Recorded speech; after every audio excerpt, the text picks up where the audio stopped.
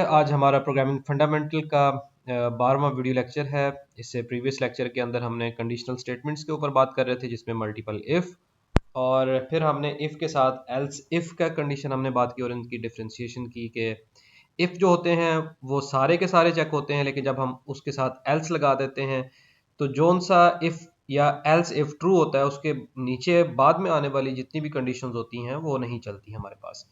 और इससे पहले हमने ब्लॉक्स के ऊपर बात की थी, आज भी हम उसके ऊपर बात करेंगे। तो आज का हमारा जो लेक्चर है वो हमारा है नेस्टेड इफ के ऊपर और डैंगलिंग एल्स प्रॉब्लम हमारे पास है, उसके ऊपर हमारे पास लेक्चर है इसका आज का। सो वंस अगेन ये की पॉइंट फॉर सक्सेस, आप अच्छे ऑब्जर्वर होना चाहिए, आपके पास बेसिक टूल्स जो है नॉलेज होना चाहिए और आपको ये भी पता होना चाहिए कि आपके बेसिक टूल्स कैसे, कहाँ पे और किस तरह से अप्लाई होंगे। और लास्ट में आपके प्रॉब्लम सॉल्विंग एबिलिटी आपके पास होनी चाहिए। आपको पता होना चाहिए कि प्रॉब्लम स्टेटमेंट क्या है, गोल क्या है, किस तरह से उसको एग्जीक्यूट करना है, किस तरह से उस प्रॉब्लम को सॉल्व करना है। तो आज की हम क्लास के अंदर हमने एक टास्क किया था कि मैंने कहा था कि तीन नंबर लें इनपुट फ्रॉम यूजर से और उनको, अच्छा जो क्लास में हमने किया था वहां पे असेंडिंग ऑर्डर में किया था, यहाँ पे मैं उसको डिसेंडिंग ऑर्डर में कर रहा हूँ। तो फिर हमने क्या किया था, तीन नंबर को तीन वेरिएबल्स के अंदर स्टोर कर लें। ठीक है, जब हम उनको तीन वेरिएबल्स के अंदर स्टोर कर लेते हैं इसी, तो उसके ऑल पॉसिबल कॉम्बिनेशन इस तरह से बना लें। फॉर एग्जांपल आपके पास एक्स वाई जी है, तो इसके ऑल पॉसिबल सोल्यूशन क्या क्या हो सकते हैं। एक्स वाई जी हो सकता है, आप एक्स को इसी तरह से रखें और इन दो वेरिएबल्स को क्या कर दें, शिफ्ट करके देते हैं। वाई को कांस्टेंट रखें, फिर इन दोनों को चेंज कर लें, फिर जेड को कांस्टेंट, जी को कांस्टेंट रखें और बाकी दोनों को क्या करें, इस तरह से स्वैप करके देखें। अब इन 6 कॉम्बिनेशन के अलावा कोई और आपका कॉम्बिनेशन नहीं बनता। अब इन्हीं कॉम्बिनेशन को फिर हम क्या करेंगे, कोडिंग के अंदर इंप्लीमेंट कर देते हैं। अच्छा यहाँ पे देखें कि फॉर एग्जांपल यहाँ पे हमारे पास आ रहा है एक्स जो है वो बड़ा आ जाए, वाई छोटा आ जाए, और इसी तरह से वाई जो है वो जी से छोटा आ जाए। तो एक्स जो है वो ग्रेटर देन हो जी से, जी ग्रेटर देन हो वाई से। तो इन्हीं 6 कंडीशंस को हम क्या कर देते हैं, इस तरह से मैप कर देते हैं। जब ये हमारे पास मैप हो जाती हैं कंडीशन, तो फिर हम इसको क्या किया, मैंने यहाँ पे कोड लिखा हुआ है। यहाँ पे देखें, पहली कंडीशन मेरे पास ये बनती है, दूसरी मेरे पास ये बनती है।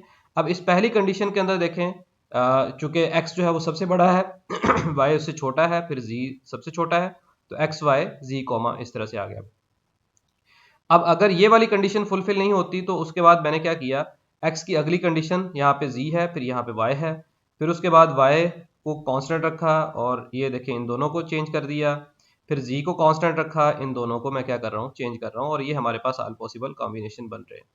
ठीक है, तो इस तरह से मैं इस प्रोग्राम को रन करता हूँ।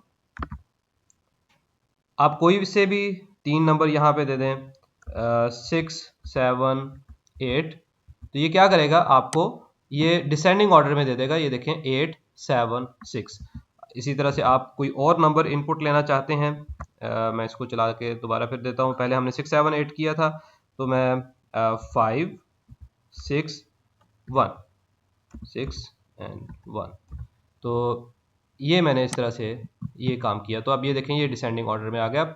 6 दूसरे नंबर पे मैंने एंटर किया था, यहाँ पे 6 पहले नंबर पे आ गया, 5 मैंने पहले किया था दूसरे पे आ गया, और 1 जो है वो लास्ट पे ही था और लास्ट पे यहाँ पे आ गया। जो सी कंडीशन हमारे पास ट्रू होगी इन 6 में से वहीं पे उसी पे आ जाएगा। अच्छा एक और चीज़ जो यहाँ पे, इससे पहले हम नंबर की इनपुट्स लेते थे एक एक करके, enter your first number, second number, third number. तो ये एक तरीका कार है कि आप सी इन करके, insert operator X, insert operator Y, insert operator Z, तो इस तरह से क्या होगा कि आप तीन नंबर इस तरह से इनपुट ले सकते हैं। अगर दो लेना हो तो एक्स और वाई लिखते हैं, अगर आपने चार लेने हो तो इसके बाद एक और इंसर्ट ऑपरेटर लगा दें, तो चार आप नंबर जो है वो इनपुट इस तरह से ले सकते हैं।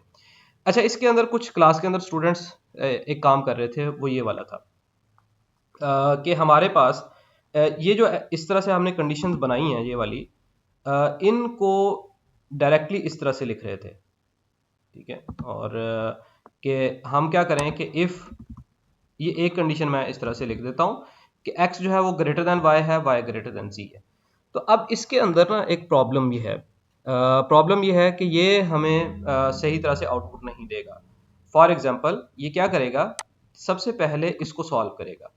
जब इसको सॉल्व करेगा, फॉर एग्जांपल x जो है वो ग्रेटर देन y, और इसका आंसर हमें वो ट्रू में दे देगा। फॉर एग्जांपल अगर हमने एंटर करते हैं, बल्कि एंटर करके देख लेते हैं, फंक्शन इसको करता हूँ। अब पहली वैल्यू चूंकि हमारे पास सेव होती है x के अंदर, मैं x के अंदर दे देता हूँ 5 वैल्यू, ठीक है। दूसरी वैल्यू स्टोर होती है y के अंदर, मैं एक छोटी वैल्यू दे देता हूँ यहाँ पे 3, और तीसरी वैल्यू यहाँ पे मैं दे देता हूँ, यहाँ पे मैं 2 दे देता हूँ। अब यहाँ पे देखें x के अंदर 5 है, y के अंदर 3 है, और ये क्या होगा, y के अंदर 3 है जबकि z जो है वो छोटी वैल्यू है किससे, हमारे पास इससे। तो अब यहाँ पे आउटपुट के अंदर देखें, उसने मेरे पास ये 3 वैल्यूज़ लेके यहाँ पे कुछ भी नहीं प्रिंट करवा रहा। मीन एक्स वाई जी जो इस तरह से मैं ये वाली कंडीशन दे दी ट्रू होगा या फॉल्स होगा, तो वो नहीं दे रहा। मीन अब क्या हो क्या रहा है यहाँ पे, बल्कि इसको मैं एक और तरीके से भी कर लेता हूँ, सी आउट यहाँ पे करवा के हेलो कर देता हूँ।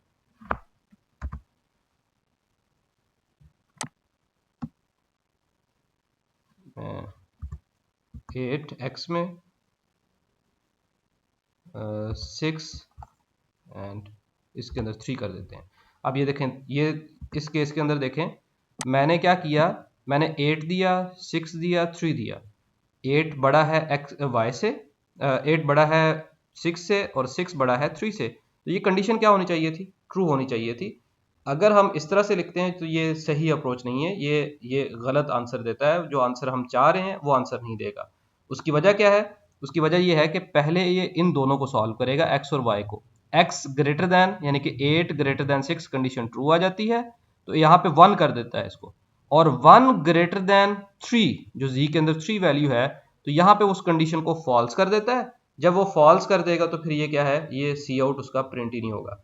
अच्छा, इसकी इंडेंटेशन थोड़ी सी ठीक कर लें। हमेशा आप कोड जो है उसकी इंडेंटेशन आपने करनी होती है, लिखने का जो तरीका है। अब यहाँ पे देखें, अगे वंस अगेन आप इस तरह से जब भी कंडीशन उसमें आ जाए तो 3 वैल्यूज को कंपेयर करना हो, तो आप हमेशा 2 को सेपरेट करके, इधर से 2 को सेपरेट करके दरमियान में एंड ऑपरेटर लगा के फिर करेंगे। तो उम्मीद है कि ये वाला कॉन्सेप्ट समझ आ गया होगा। वंस अगेन इस तरह से नहीं लिखते, वो क्या करेगा, पहले इन दोनों को सॉल्व करेगा, x ग्रेटर देन y को। अगर आंसर ट्रू है तो 1 ले आएगा, अगर आंसर फॉल्स है तो 0 पे ले जाएगा। फिर इसके साथ कंपैरिजन करेगा इसका, ठीक है। और अगर तो वो इसका कंपैरिजन यहाँ पे 1 ग्रेटर देन ये z, तो अगर वो कंडीशन फुलफिल होती है तो वो इसको कर देगा। अब इसके अंदर देखें वो कंडीशन, जबकि एक्चुअल में ये कंडीशन है x बड़ा है, फिर y छोटा है, फिर z उससे छोटा है, लेकिन उसके बावजूद भी उसने हेलो नहीं हमें प्रिंट किया, क्योंकि ये चलता ही नहीं है, ये कंडीशन हमें फुलफिल करता ही नहीं है। लेकिन इसके बावजूद ये देखें, ये वाली जो कंडीशन है x ग्रेटर देन y से और y ग्रेटर देन z से, तो पहले x की वैल्यू आई जो कि 8 है, फिर y की वैल्यू आती जो कि 6 है, और फिर z की वैल्यू 3 आती है जो कि हमारे पास 3 है। ठीक है, तो उम्मीद है इसकी आपको समझ आई होगी। अच्छा, इसी तरह से अब हम इस कॉन्सेप्ट को एक और तरीके से इम्प्लीमेंट करते हैं।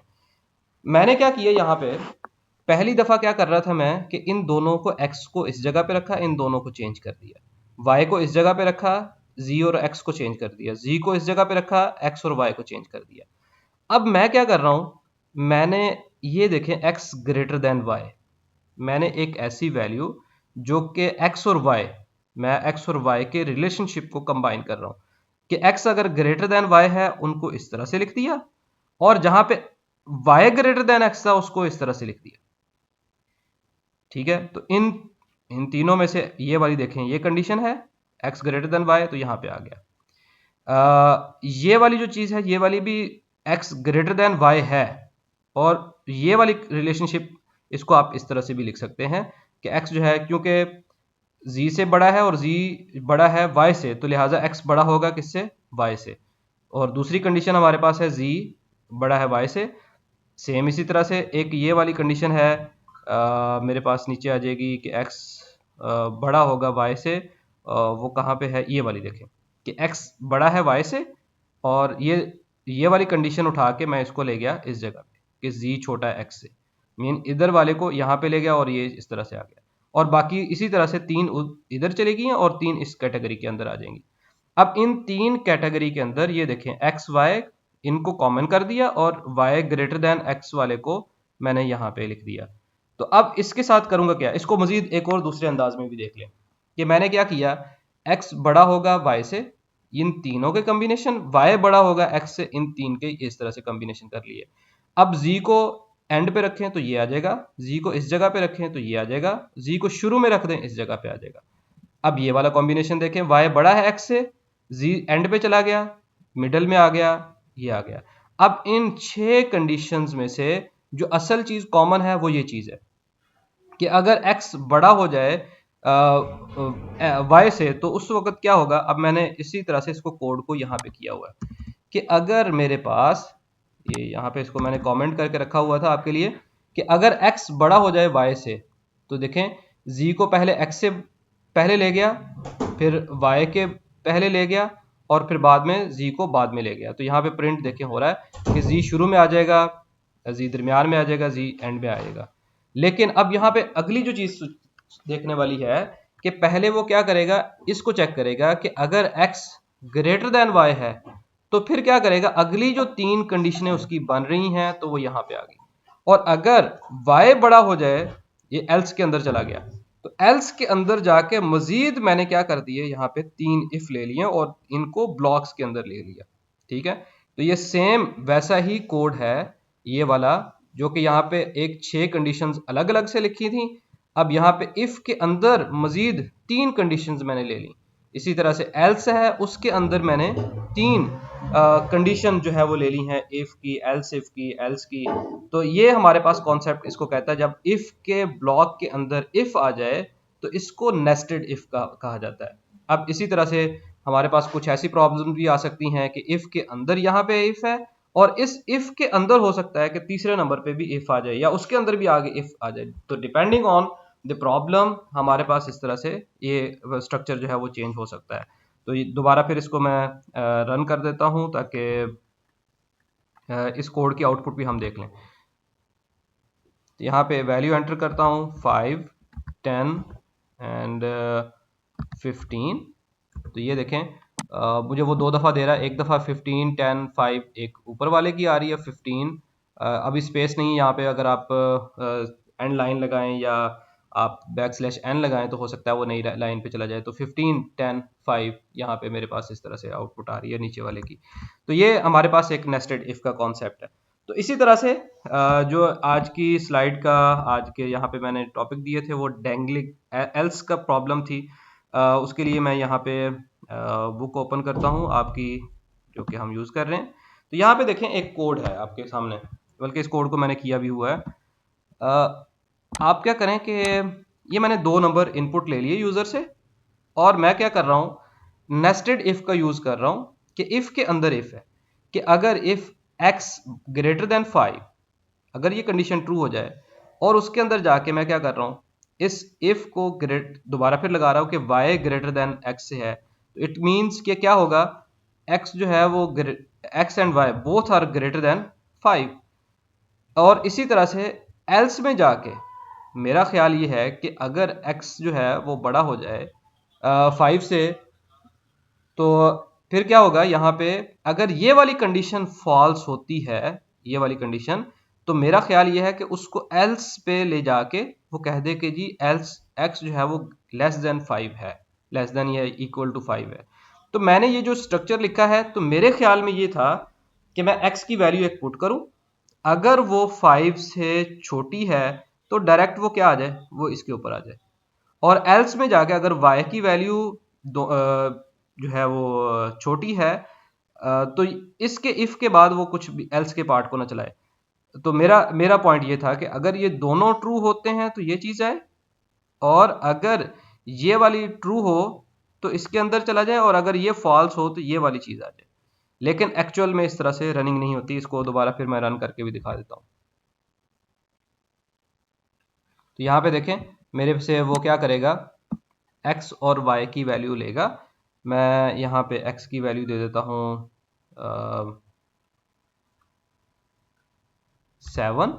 अब देखें x की वैल्यू पहले एंटर हो रही है और x की वैल्यू 5 से बड़ी है, और बाद में मैं y की वैल्यू देता हूँ जो कि है 2, जो कि इस कंडीशन को फुलफिल नहीं कर रही। तो यहाँ पे देखिए इसकी आउटपुट, इसने ये वाली आउटपुट तो नहीं दी कि एक्स एंड वाई वाली, लेकिन उसने जो दूसरी आउटपुट दी वो बड़ी हॉरिबल थी।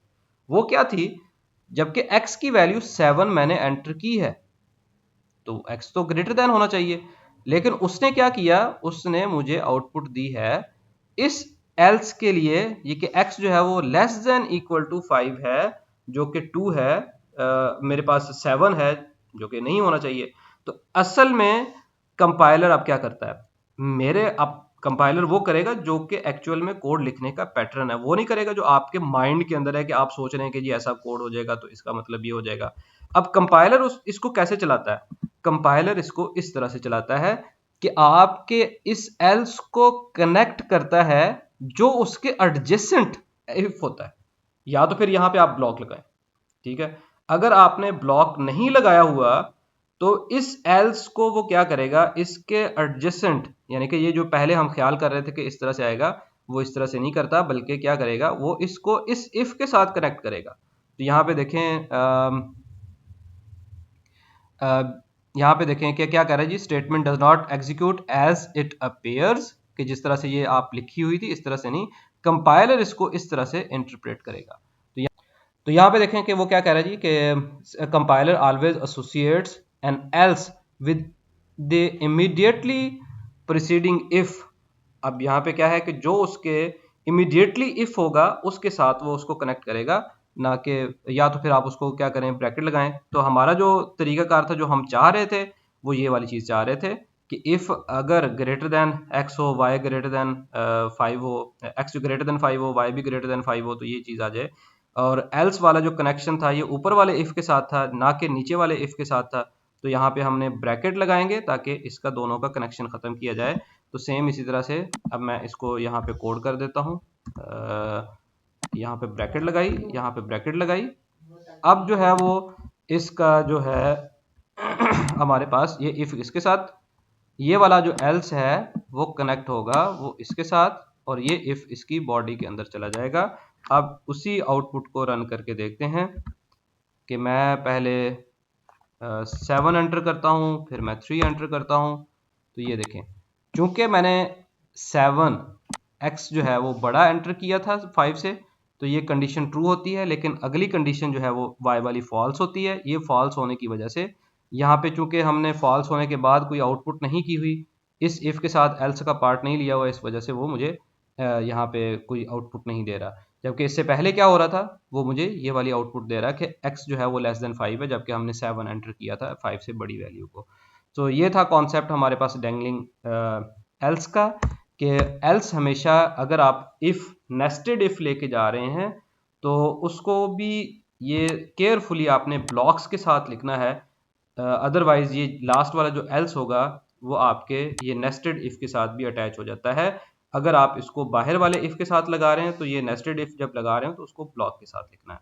सो उम्मीद है आपको ये लेक्चर की समझ आई होगी। If you have any question you can comment here, otherwise आप गूगल क्लासरूम के अंदर पोस्ट कर सकते हैं। Thank you for watching this video. अल्लाह हाफिज़।